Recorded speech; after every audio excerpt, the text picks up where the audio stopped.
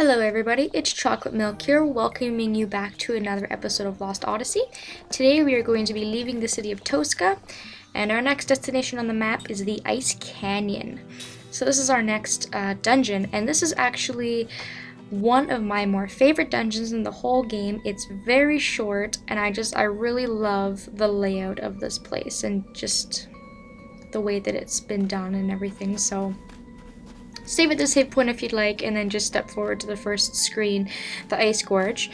The hill up ahead of you, straight north, you can't climb, it's too steep, so you'll want to take the path on the left-hand side here, and you unfortunately have to take the very long way around. And of course you'll run into enemies. The enemies here aren't too difficult. I just suggest wearing something to see what they're weak to, organizing your team, all of that. By this point in the game, I really don't think I need to tell people that. They should just know, unless it's a really difficult enemy. When you get here, slide down the hill. There's a treasure chest in the distance that we can't see. We'll be going back for that later. And right over here is where the treasure hunt information is. So search around and you'll find a water charm. And when that's done, just go on to the next screen. And this is the Blizzard Peak. This is the second screen out of 3. There's only 3 screens in this whole area, so that's pretty cool. It's really short. However, this area is pretty complicated, so you will see me kind of get lost a little bit, and I do apologize for that. But I did get all the treasures and things like that, so when you get here, watch out for these vents because they will blow you off and you will lose HP. So just move past them with caution. Once you get to the end of the first 3 jets, don't go north yet. If you tilt your camera down, you'll be able to see a treasure chest that they have cleverly hidden for us. So you can see there's a little ledge here. And then there's a chest. Very, very easy to miss, so don't forget that because it's a seed, and then if you come down through this cavern here, we'll get to that chest that we saw earlier when we were in the Ice Gorge. And that's music score 5, so now we unfortunately have to go all the way down and go back up because this part of the area likes to torture us with a lot of backtracking and slow movement, and I just fell off. That is fantastic, and as you'll see, you'll actually lose quite a bit of HP, so try not to do it too much. I was running through it thinking I could get through there, but apparently not. That is fantastic. Okay, anyways, moving on. There's another chest on the bottom there, and you have to slide down to get it. So just go to the very, very edge to get to that ledge, without sliding all the way down, of course, and then grab this chest. And unfortunately, that means we also have to slide all the way back down, and then we have to come back up, which kind of sucks, but okay, I don't think we can go back up that way. Nope. Okay, we just gotta go across these stupid jets again. This is fun. I know I'm making it sound like I don't like this area, but it's just that when you're trying to play for other people to watch, you're trying to do it in the most efficient way that you possibly can. So it just isn't the greatest. Alright, so let's go over here for the time being. Just make sure to time your jump correctly. And then come all the way down here to the very, very end. And there's a big snow formation. What you have to do is just ram it, and it will cover up the jets. Because those jets will constantly blow, and you can't get past them. So once you have that, we can pretty much exit this area, but there's still lots of stuff to grab. So I'm gonna wait for this to hurry up. Come on, don't have all day. Alright. Jump back over. And there should be a ledge to climb up. Maybe I'll go down first, see what's down here. Now this is difficult because you jump, and when you jump you land right where the streams are, so this is another one you have to really time your jumps. And there's a chest over here. And the Earrings of Wisdom are a great accessory. I recommend putting that on any mage you have in your party. I think it's black and white magic up to level 5. Fantastic accessory. Nothing down here for the time being, so let's go back up. This little path I was talking about before, if you come through here, it's like a little tunnel. And we see this little penguin. So this penguin is going to jump.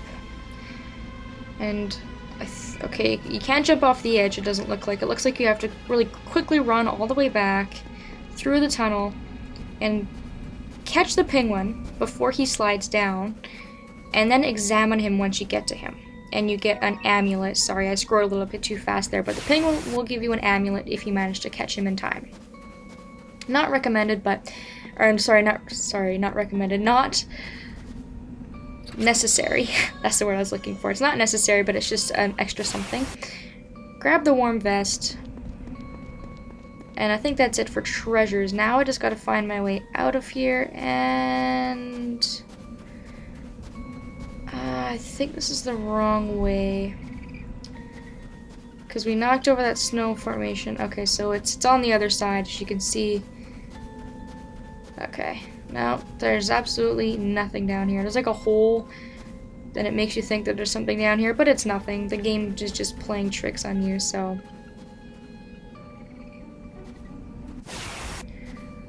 Alright then, let's go back up, go over, go back around, and go all the way back.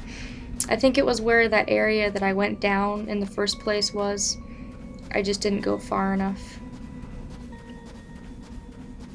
But after you've gotten all the treasures, that's kind of the hard part about this area, is trying to get all the treasures, because a lot of them are really hidden. And then all you gotta do is just knock the snow down and then cross over to the next area, which, you know, can be kind of hard to find, but you can see the snow is blocked down there, so it's gotta be down here somewhere. Aha! There we go. Perfect! Found our way.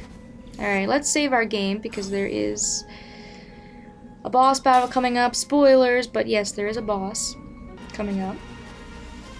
So when you're ready, advance on to the snowy plateau. A nice, big, wide open area.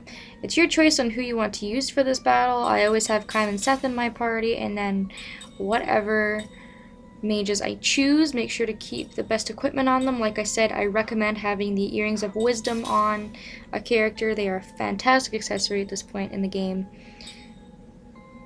And then just make sure all your skills are set, and you have all the rings you'd like, and you know, all of that stuff. I'm just going to quickly do some modifications because I gave them slot seeds and then didn't put anything in their slots, which was just dumb of me. This boss is kind of a pain. It's not difficult, but kind of a pain. So when you're ready, just walk on forward.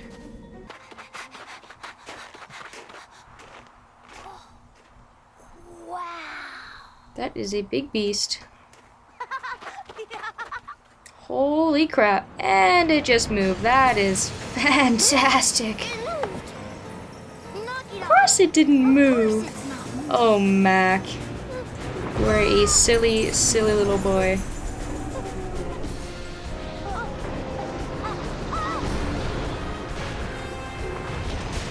Oh boy, alright. This is our next boss battle. Now, this boss looks intimidating, but don't worry too much about it. It's just gonna take you a while to defeat this boss. So, you can see it has a whopping 20,000 HP. It has no elemental weakness, and it's an organic creature. I find that organic creatures are quite hard to deal damage on. So this battle might be a little bit slow for you, but what I recommend doing is having a skill like power hit or combo for Kaim and Seth, having all shield on your party, and then just attacking with whatever black magic you'd like, keeping in mind also that you probably want a mage with good white magic. So even at level 50, he did 500 damage to Seth, so You'll want all shield because the boss has a attack that will attack everybody in your party, back and front row, and it's a physical attack. And this boss also has counter for physical attacks, so keep that in mind as well. If you are going to hit him with physical attacks with Kain and Seth, he does have counter and he will counter your attacks, so it is really important to keep a white mage in.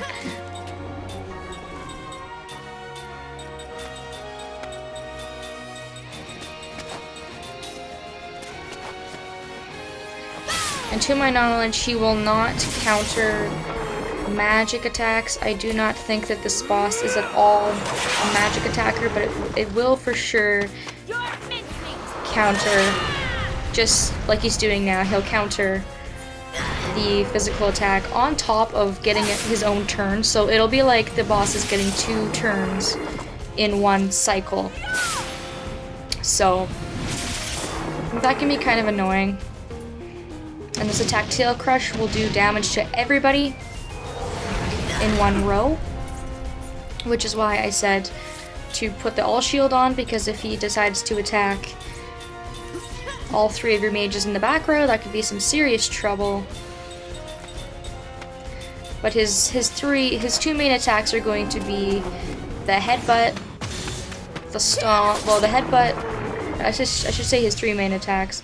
His stomp, his headbutt, and the counter. And what he just did there was he made it so that we cannot move our formation at all. I frankly don't know why you would want to move your formation in the first place anyways, but your characters are basically glued in place now, so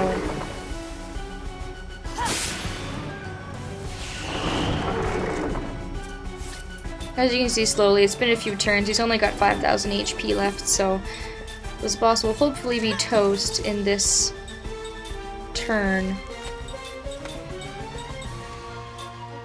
Organic creatures are just quite difficult to put damage on, just because it just seems like nothing affects them. Everything kind of affects them equally, so. So the main concerns with this boss, of course, is the counter. You really want to watch out for. And just the fact that it just has a whopping amount of HP, so keep your MP in reserve. Make sure your HP is topped up with your characters and all of that. So as you can see, he just attacked our whole team, so 308 HP left. We are just going to finish him off in this turn. So even for me being at level 50 with 4 to 5 party members, it still took me a while, so I hope you guys don't have too much troubles with this boss battle. And after a few turns, he will be defeated. It's another boss battle out of the way. Phew, that was a close one. And he drops a slot seed as well.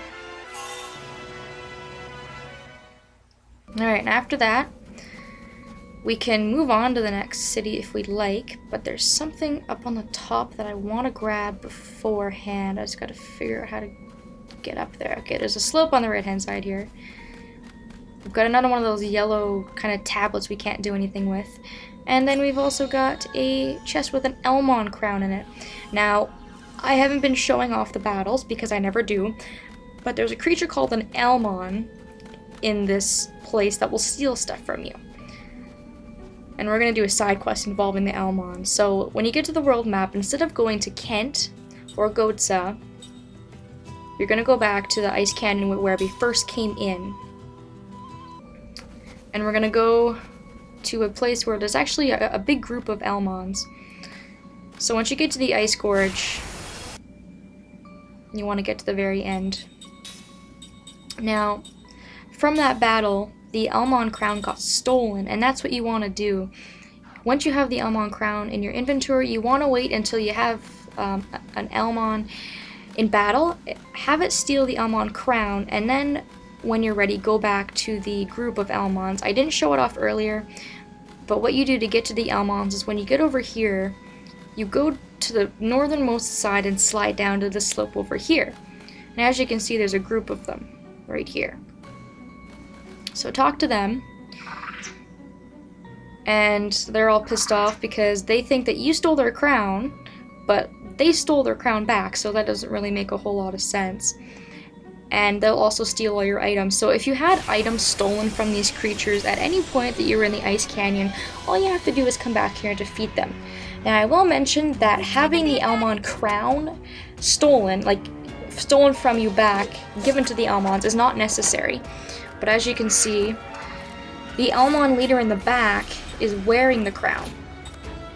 And when you actually get the crown stolen from you, he has more HP. I think he has like 4,000 without the crown, and with the crown he has 6,000. The significance for the Elmon stealing the crown is that he will drop an item that you can only get from the Elmon leader. You can't get it anywhere else in the game.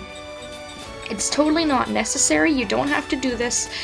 But it's just, you know, I'm trying to do this 100%, so I'm just showing you some perks and some little side quests. So I would start with defeating the Elmons in front, of course, because they have little HP. You can probably take them all out, or the majority of them out in one turn. And then focus on the Elmon leader. Now the Elmon leader is actually pretty tough, so you'll want to keep really well healed with this battle. And it is weak to, well, it is an earth elemental creature, so wind will be super effective damage on it. Now that we have the Elmon Bee and the Elmon leader is going to take us a while, so take this battle nice and slow, because he actually will wipe the floor with you. I was quite surprised at his power. So with this turn, we should be able to start just focusing on the leader with all of our attacks.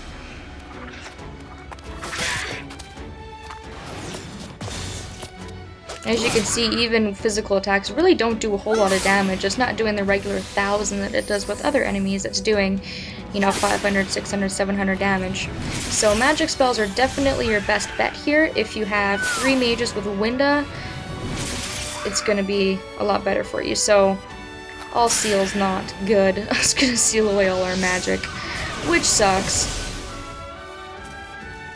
As you can see, I've sped up this battle just because it took me a really long time to do. All my mages were sealed, and this guy was dealing some pretty heavy damage and just kind of took me by storm, so I just sped the rest of the battle up. As you can see, I'm not doing anything differently. I'm just going through, attacking him, and just hoping that he's going to die. So, like I said, I would just keep well healed and keep Winda as your main spell. That's your best bet with this battle. And after a while, you will eventually win. So there we go.